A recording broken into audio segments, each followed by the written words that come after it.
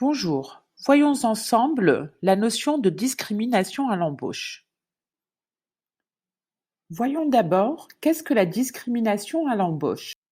La discrimination à l'embauche, c'est quand une personne postule pour un emploi et qu'elle est traitée de manière différente, négativement ou positivement qu'autrui.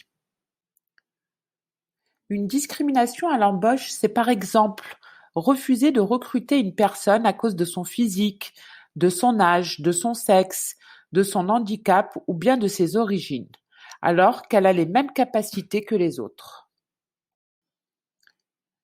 Que dit la loi?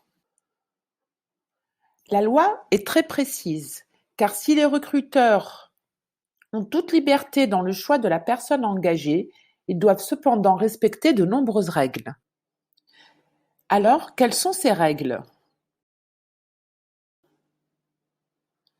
D'après le Code du travail, l'employeur doit respecter certaines règles lorsqu'il diffuse une offre d'emploi.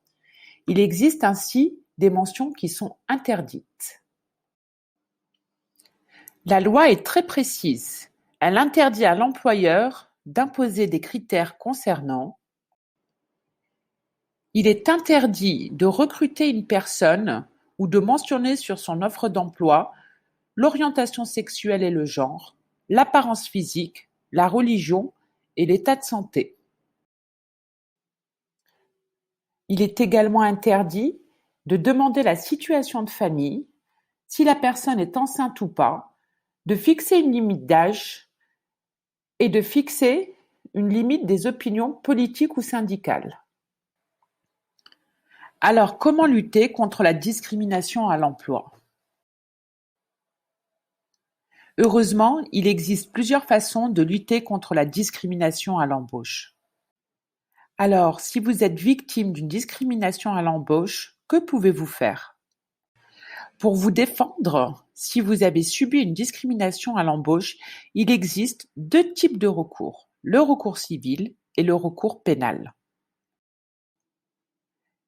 Quel que soit le recours que vous choisissez, si vous êtes victime d'une discrimination à l'embauche, vous pouvez vous faire accompagner, car il est important de lutter contre la discrimination à l'embauche. Injustice, impuissance, colère. C'est ce que j'ai ressenti quand j'ai fait face à la discrimination. Comment m'en sortir? Il doit bien y avoir une solution. J'avais entendu parler du défenseur des droits. J'ai pu le saisir gratuitement en remplissant un formulaire en ligne. On peut aussi le faire par courrier, se renseigner par téléphone ou en contactant un de ses délégués partout sur le territoire. Ces équipes étudient chaque dossier avec beaucoup d'attention. Ce sont des juristes. Ils m'ont aidé à trouver une solution. Handicap, origine, état de santé, âge, genre, activité syndicale, conviction religieuse.